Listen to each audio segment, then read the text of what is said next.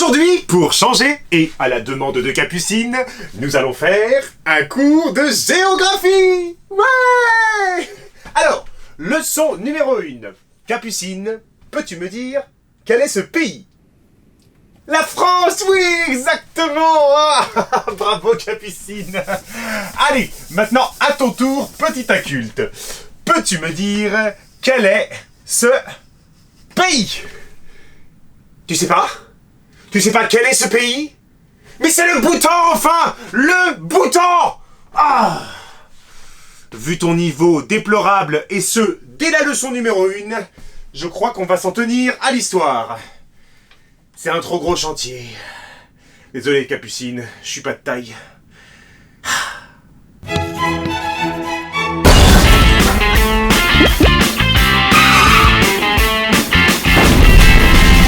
Louis II, bonjour, dit le Bègue, naît le 1er novembre 846. Il est le fils de Charles II, dit le Chauve, et d'Ermentrude, dit Ermentrude. Comme l'indique son surnom, Louis II bégaye. L'inverse eût été étonnant. Ce qui l'empêche de s'exprimer en public et nuit à son autorité. Sans déconner. Le 10 février 856... Ah ouais, donc on n'a rien à raconter sur les 10 premières années de sa vie. Formidable. Le 10 février 856, à Louviers, Charles II négocie les fiançailles de son fils Louis II avec une fille d'Erispoé, le roi de Bretagne. Charles II concède aussi à son fils le duché du Mans. Deux choses qu'on ferait tous sans sourciller avec un enfant de 10 ans. Lui donner un domaine à gouverner et une bonne femme à gouverner. Déplaisant énormément aux vassaux bretons, cet arrangement est peut-être une des raisons du complot qui entraîne la mort d'Erispoé en 857. Assassiné sur l'autel de l'église de Talensac. 5 ans plus tard, en 862, Louis II le Bègue se marie dans le feutré à Ansgarde de Bourgogne, qui l'aurait enlevé à l'abbaye de Chelles. C'est tellement romantique. Elle lui donne 2 fils, Louis III et Carloman II, et 3 filles, Flora, Pâquerette et Pimprenelle. Comme ce mariage a été contracté sans la volonté de son père, tu me répudies cette greluche et fis ça. Mais... ce qu'il fit. C'est tellement romantique. En 867, Charles II investit son fils, désormais âgé de 21 ans, roi d'Aquitaine. Tout d'abord... Merci. Vers 875, Louis II le Bègue épouse en seconde noces Adélaïde de Paris. Atmosphère, atmosphère, est-ce que j'ai une gueule d'atmosphère? Référence de vieux. Il l'épouse d'ailleurs contre l'avis des autorités ecclésiastiques. Il a déjà une épouse et la polygamie c'est mal. Oh. Adélaïde mettra au monde un fils, Charles III le Simple, qu'il ne faudra pas confondre avec Charles III le Gros. Va falloir rester vigilant, petit inculte. Et toi aussi, Capucine. Charles III le Simple naîtra d'ailleurs après la mort de son père. Ça veut dire que le roi dont on parle dans cet épisode, il va pas vivre beaucoup plus longtemps.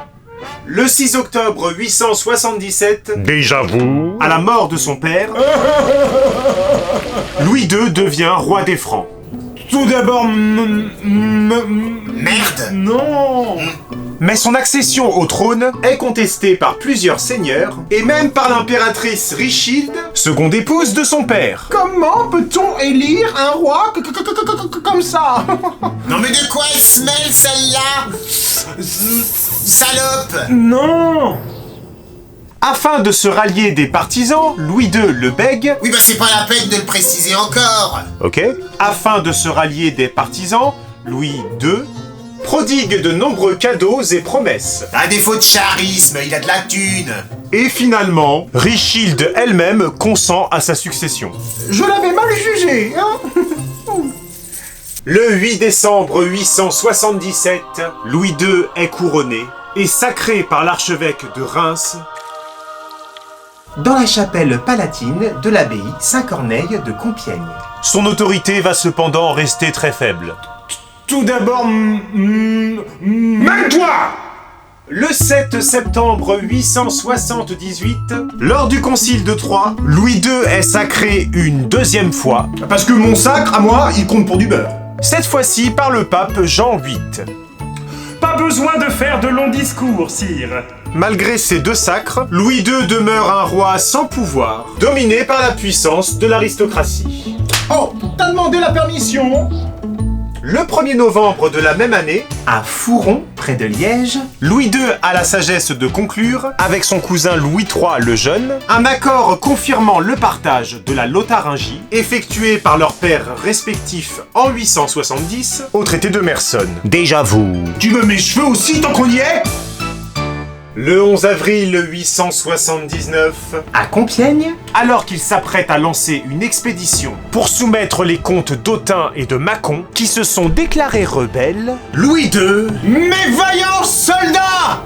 meurt. Juste quand il allait avoir de la prestance. si tu n'as pas encore rejoint nos fidèles, abonne-toi à la chaîne, active la cloche sacrée, mets un pouce divin et fais un don sur la page Tipeee. Petit inculte. Alors, première leçon. Capucine, quel est ce pays? Ça ressemble pas du tout.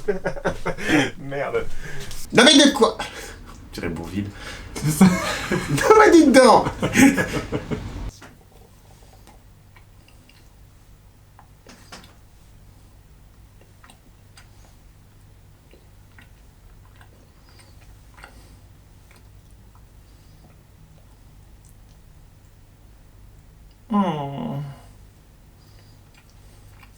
Impossible de manger sans bouffer la moustache.